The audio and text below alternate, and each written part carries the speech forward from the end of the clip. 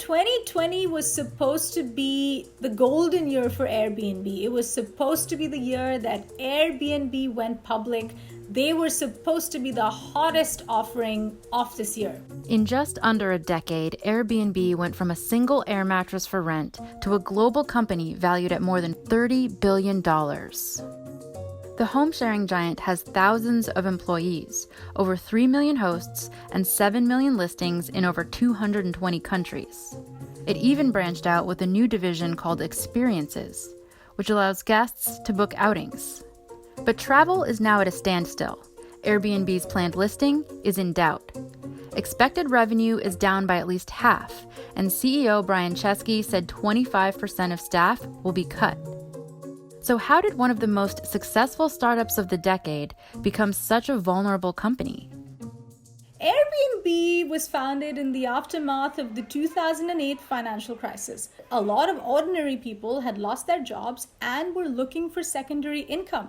Once the idea of sharing your home with someone took off, a lot of people bought into that promise.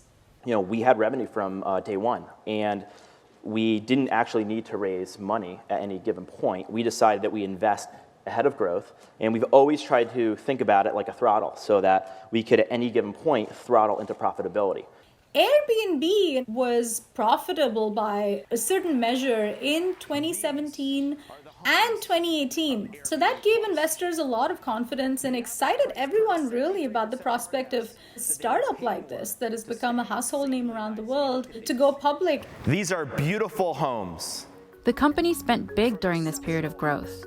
Administrative costs increased 113% between 2017 and 2019 as they hired thousands of employees and built out a corporate headquarters in a trendy San Francisco neighborhood. Then, 2019 ended with a tragedy.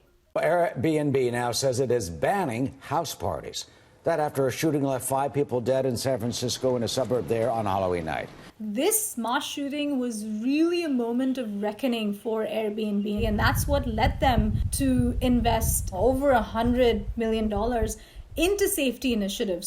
These expenses helped bring Airbnb's total costs to $5.3 billion last year, more than double what they were in 2017. You had board members grilling some of the executives and saying, hey, your costs are outpacing your revenue growth. Let's rein that in. Let's control that. And then, of course, the pandemic hit and changed everything for Airbnb. China says the number of people infected by a mysterious respiratory virus has more than tripled over the weekend. In January, officials in China issued local travel warnings and restrictions following the spread of COVID-19. It wiped out bookings overnight in China. So remember at the time, no one thought this would become a global problem. And then, on March 11th, President Donald Trump announced new international travel restrictions. As Airbnb bookings fell, Chesky held in-person meetings with employees to discuss what these new developments meant for Airbnb and their plans to go public.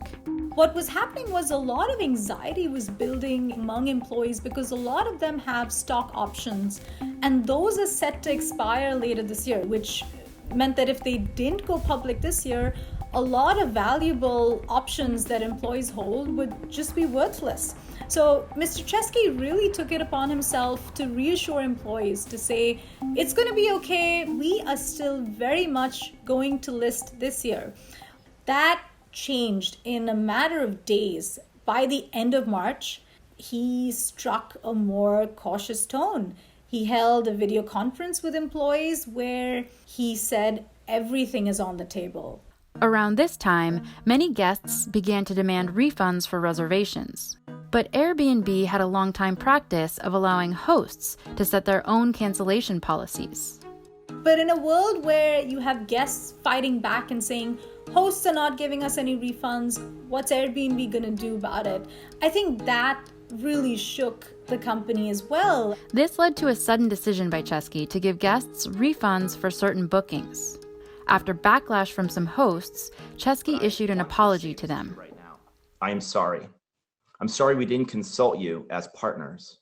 And I've heard from you ever since that decision. Airbnb said it would pay hosts 25% of what they would have received for canceled bookings. They also created a $17 million mortgage fund to help top-rated hosts cover mortgages. By April, the company had barely any revenue coming in from short-term stays. So they ended up raising $1 billion in debt at a very high interest rate that is associated with distressed assets.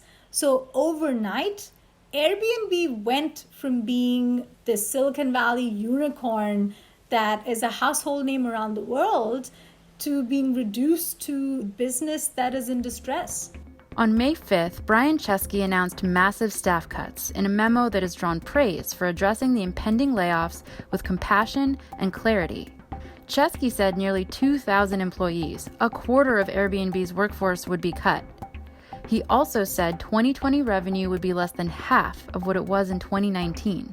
I think everyone would be very surprised if they choose to go public later on this year. What I'm hearing from investors is that Airbnb would need at least 2 good quarters before they go public. The pandemic has shifted Airbnb in fundamental ways. The company is pivoting to long-term stays and recently rolled out cleaning guidelines to help guests feel safe whenever they do return to rentals. The sudden collapse of the Airbnb economy that was a lifeline for many has also exposed deep cracks in the sharing economy. If you think about it, Airbnb is really a property manager without the property risk. Unlike hotels that run and manage their properties, Airbnb doesn't own any of the properties. The pandemic has really held a mirror and has really made us all question the very fundamentals of the sharing economy. Who takes on the risk?